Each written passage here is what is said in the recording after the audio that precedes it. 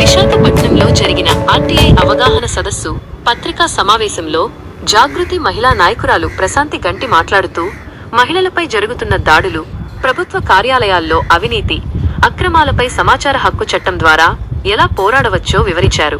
మహిళలపై దాడులు, అవినీతిపై పోరాటం, సమాచార హక్కు చట్టం ద్వారా ప్రభుత్వ కార్యాలయాల్లోని అవినీతి, అక్రమాలను వెలికితీయవచ్చు. సమాచారం కోసం దరఖాస్తు చేసినా సకాలంలో రాకపోతే ఉన్నతాధికారులను ఆశ్రయించి సమాచారం పొందవచ్చు. ఈ విధంగా అవినీతి, అక్రమాలను బహిర్గతం చేయవచ్చు. సమాచార హక్కు చట్టం ప్రాముఖ్యత. ఈ చట్టం ద్వారా మహిళలు తమ హక్కులను కాపాడుకోవచ్చు. ప్రభుత్వ కార్యాలయాల్లో పారదర్శకతను పెంచడానికి ఈ చట్టం ఉపయోగపడుతుంది. ఈ సమావేశంలో ప్రశాంతి గంటి మహిళలకు సమాచార హక్కు చట్టం గురించి అవగాహన కల్పించారు. అలాగే మహిళలు తమ హక్కుల కోసం పోరాడటానికి ఈ చట్టాన్ని ఎలా ఉపయోగించవచ్చో వివరించారు.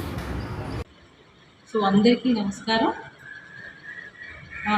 నా పేరు ప్రశాంతి గంటి. నేను వనితా జాగృతి ఫౌండర్ని. అలాగే RTA national committee and RTA జిల్లా ప్రెసిడెంట్గా కూడా చేస్తున్నాను. సో అందరికీ ముందుగా ఉగాది శుభాకాంక్షలు. యాక్చువల్గా ఏంటంటే ఈరోజు ఈ కార్యక్రమానికి రావడానికి కారణం ఒక అవగాహన సదస్సుని ముందుకు తీసుకెళ్లాలని, మేము ఈ కార్యక్రమాన్ని ముందుకు తీసుకెళ్లాలనే ఒక ఉద్దేశంతో ఈ యొక్క ఇంటర్వ్యూ ఇవ్వడం జరుగుతోంది. దానికి గాను ముఖ్యంగా మహిళలకు ఏ సమస్యలు ఉన్నా కూడా దానికి సంబంధించిన అవగాహన సదస్సును ఏర్పాటు చేయడానికి ఈ యొక్క కార్యక్రమాన్ని ముందుకు తీసుకెళ్లాలని ఈ ఆర్టీఏ సంస్థ ద్వారా మేము ఎంతో కృషి చేస్తున్నాము. What is RTA, Madam Garu?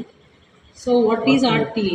RTA is Rights to Information Act, సమాచార హక్కు చట్టం 2005 యాక్ట్.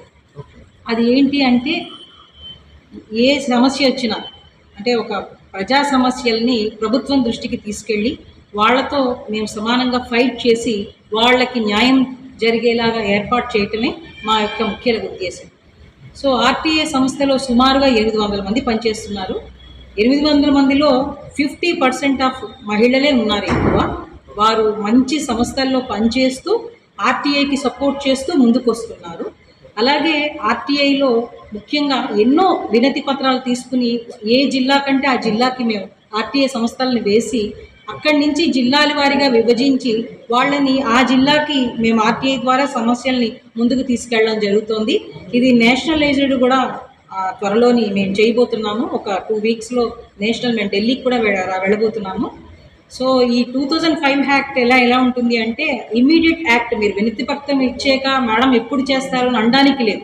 మీరు ఇస్తే మిమ్మల్ని తీసుకుని యాజ్ చేసి మేము అలా ముందుకు వెళ్ళిపోతాం అనమాట. అంత ఫాస్ట్గా ఉంటుంది ఈ చట్టం.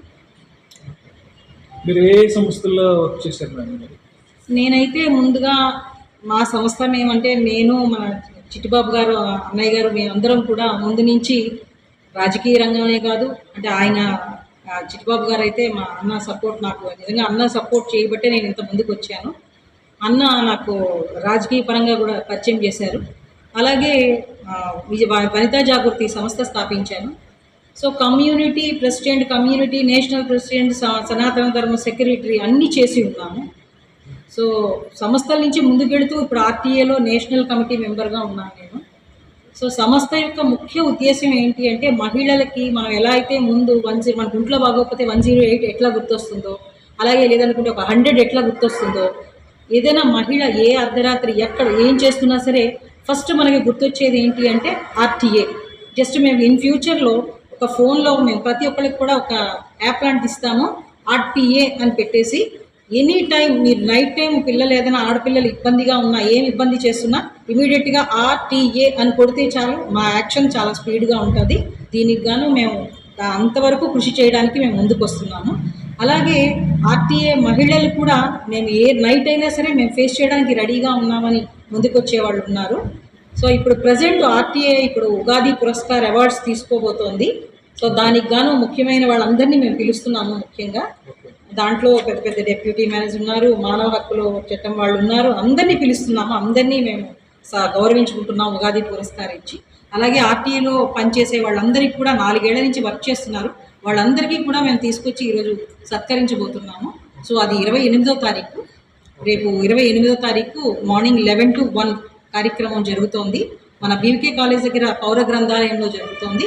సో ప్రతి ఒక్కరు కూడా వచ్చి మీ ఆర్టీఏ పైన ఒక అవగాహన సదస్సు జరుగుతోంది కాబట్టి అదంటే ఏంటో తెలుసుకుని ముందు మీరు ఎంతవరకు ముందుకెళ్ళగలరు అనేది మాతో మీరు సహకరిస్తే మేము ప్రజలు అందరం కూడా ముందుకు వెళదాం. ప్రభుత్వం తరఫున అందరం కూడా ముందుకుందామని నేను కోరుకుంటున్నాను.